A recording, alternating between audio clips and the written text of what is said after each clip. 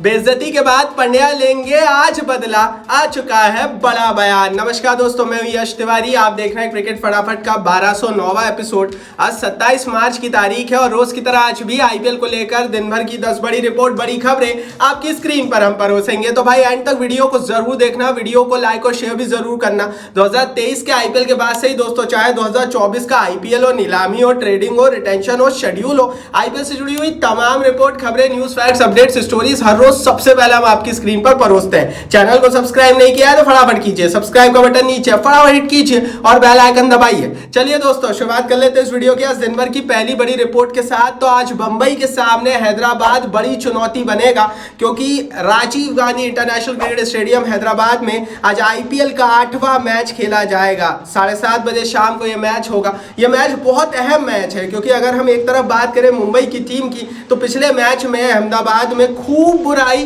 खूब बेइज्जती हुई थी कप्तान हार्दिक पांड्या की।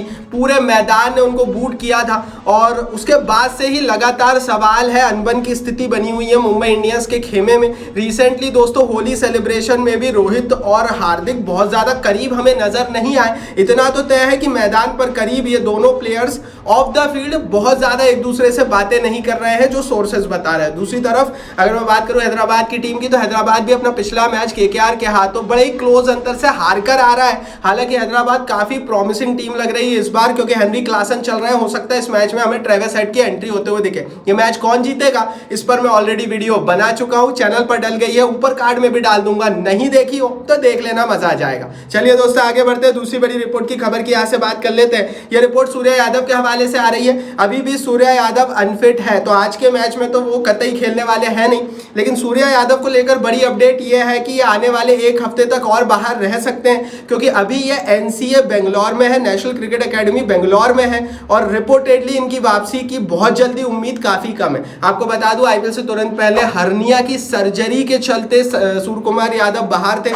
अब क्योंकि सर्जरी हुई थी तो रिकवरी में थोड़ा सा समय लगता है, और बेशक वो प्रैक्टिस ट्रेनिंग करने लगे हो, लेकिन शरीर के वाइटल्स को लाइन पर लाने के लिए समय लगता है। तो अभी की परिस्थिति में सूर्या यादव आज का मैच नहीं खेलेंगे।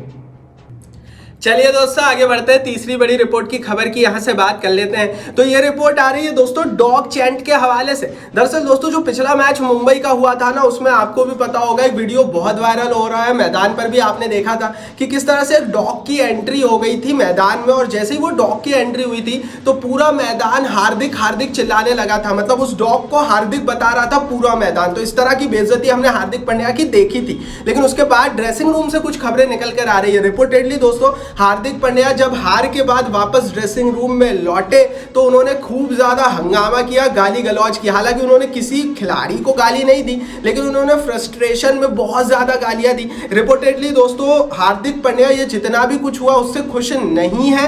हालांकि उन्होंने बीसीसीआई से इस संबंध में बात की है कि जो हो रहा है मैदान पर उनके साथ वो सही नहीं है। देखो यार, बहुत सारी चीजें, बहुत सारी बातें अब तो कंप्लीटली मीडिया के सामने आ चुकी है। रोहित शर्मा के साथ जो हार्दिक पांड्या ने किया वो भी बहुत कुछ सही नहीं था, और जो मैदान पर भी हो रहा है हार्दिक पांड्या के साथ वो कितना सही है कितना गलत है वो आप बता दो कमेंट बॉक्स में। लेकिन इतना जरूर है कि ऑडियंस के अंदर, ऑडियंस के दिमाग में हार्दिक पांड्या के खिलाफ काफी गुस्सा है, और ये गुस्सा इसलिए है क्योंकि रोहित शर्मा जैसे one of the greatest Indian and Mumbai Indians captain की उन्होंने डिसरिस्पेक्ट की है। देखो यार, एक दायरा होता है, एक जमाना अलग क्रिकेट का था, आज जमाना अलग है क्रिकेट का। अगर आप खुद ही सोचो कि महेंद्र सिंह धोनी को कोई व्यक्ति, हार्दिक पांड्या ही मान लो कि चेन्नई में चला जाए और बोले मुझे 15 करोड़ दो और मुझे चेन्नई का कप्तान बनाओ तभी मैं चेन्नई में आऊंगा, और चेन्नई वाले ऐसा कर दें, तो आप खुद ही सोचो कि चेन्नई में क्या हाल होने वाले हैं। क्योंकि रोहित जैसा खिलाड़ी डिजर्व करता था कि वो अपने मन मुताबिक कप्तानी छोड़े।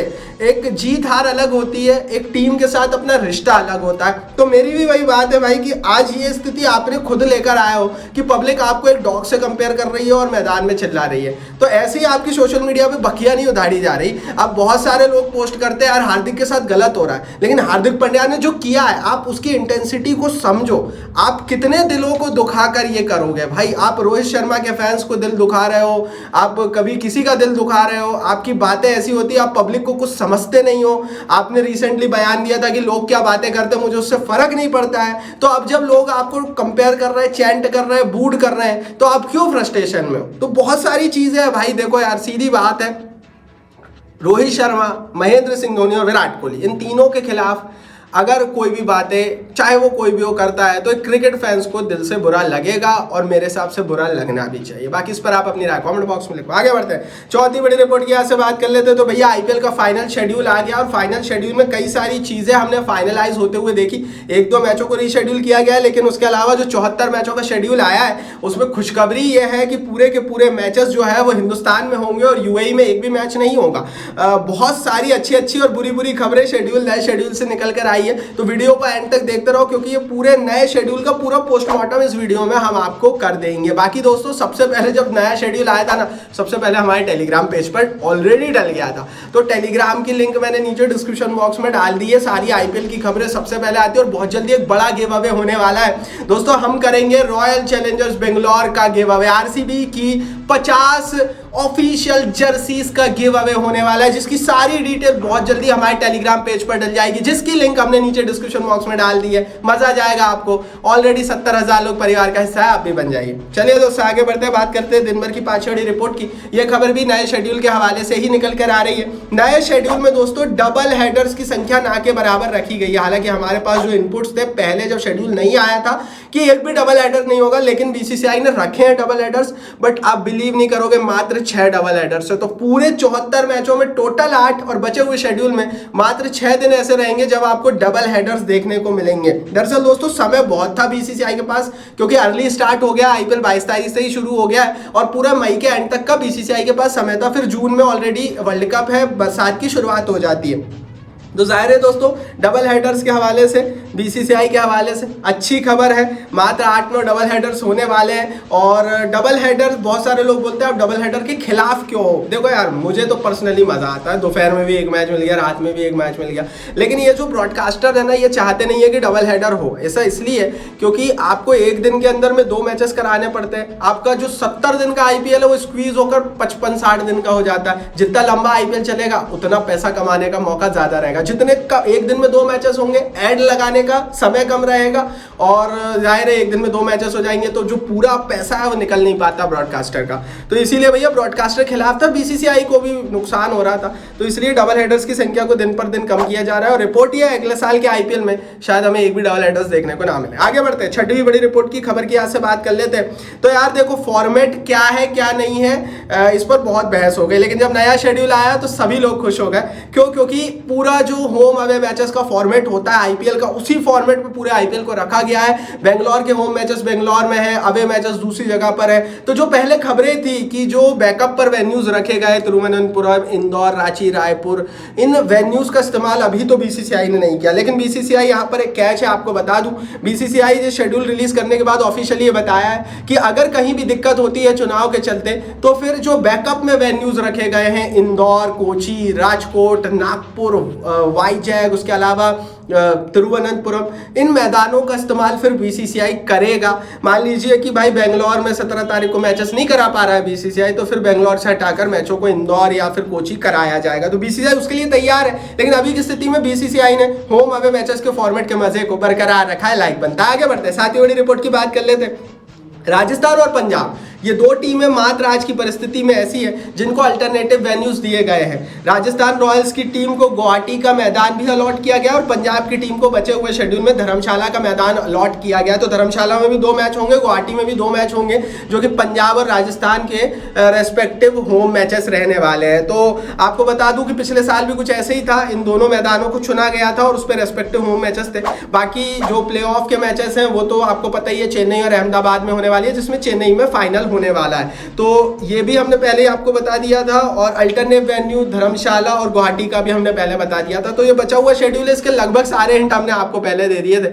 लाइक तो बनता है, लाइक नहीं किया तो कर देना। आईपीएल का पूरा मजा माई क्रिकेट प्रोडक्शन पर मिल रहा है। आगे बढ़ते हैं, 8वीं बड़ी रिपोर्ट की यहाँ से बात कर लेते हैं। रॉयल चैलेंजर्स बेंगलोर की टीम ने एक रिस्पॉन्स दिया है और ये रिस्पॉन्स उन्होंने मुरली कार्तिक के बयान पर दिया है। मुरली कार्तिक जो कि पूर्व आरसीबी के ही खिलाड़ी, इंडिया के खिलाड़ी है, उन्होंने कहा था कि यश दयाल जो है वो कचरा है और आरसीबी ने कचरा खिलाड़ी खरीदा है। अब पिछला मैच जो आरसीबी का हुआ 2 दिन पहले, उसमें यश दयाल का परफॉर्मेंस अच्छा आ गया, तो आरसीबी ने रिस्पॉन्स किया Yash Dayal is a treasure after match versus Punjab Kings. तो उन्होंने बताया यश दयाल खजाना है। दरअसल हुआ ये था, पिछले आईपीएल में रिंकू सिंह ने इनको 1 ओवर में 5 छक्के मार दिए थे और उसके बाद से ही यश दयाल के बारे में कहा जा रहा था कि इसका करियर खत्म हो जाएगा। लेकिन शायद आरसीबी की टीम ने कुछ देखा होगा, यश दयाल को खरीदा है और अभी की परिस्थिति में तो उन्हें ट्रेजर परफॉर्मेंस भी आ रही है, माना जा रहा है। आप बताओ इस पर अपनी राय। आगे बढ़ते हैं, 9वीं बड़ी रिपोर्ट की यहाँ से बात कर लेते हैं। रिपोर्ट हार्दिक पांड्या के हवाले से आ रही है। हार्दिक पांड्या को बू किया गया था अहमदाबाद के मैदान में, और जैसा कि मैंने आपको बताया, ब्रेल लारा ने बड़ी बात कही इस पर। ब्रेल लारा ने कहा never expected any Indian to get booed. मैंने कभी एक्सपेक्ट नहीं किया था कि हिंदुस्तान के मैदान पे हिंदुस्तान के ही एक खिलाड़ी की इतनी बेइज्जती हो जाएगी। ब्रेल लारा का यह बयान तब आया जब हार्दिक पांड्या को लेकर कंट्रोवर्सी दिन पर दिन बढ़ती चली जा रही है और हार्दिक पांड्या को लेकर अब यह बात क्लियर हो गई है कि हिंदुस्तान की पब्लिक इसे पसंद नहीं कर रही है, जिससे उनकी ब्रांड इमेज भी घट रही है।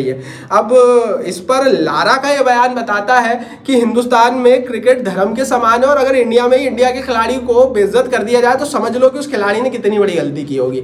मेरे हिसाब से मेरी जो राय है इस पूरे मसले पर, हार्दिक पांड्या को माफी मांगनी चाहिए रोहित शर्मा से और अभी के अभी कप्तानी दे देनी चाहिए मुंबई इंडियंस की, क्योंकि यहां से अगर ये पूरा आईपीएल चला और अगर खुदा न खास्ता यहां से भगवान ना करे हार्दिक पांड्या के बुरे दिन ऐसे ना आ जाए कि मुंबई हारती चली जाए, तो हार्दिक पांड्या की जो बेइज्जती होने वाली है ना, वो उन्होंने कभी सपने में भी नहीं सोची होगी। पब्लिक बहुत खफा है।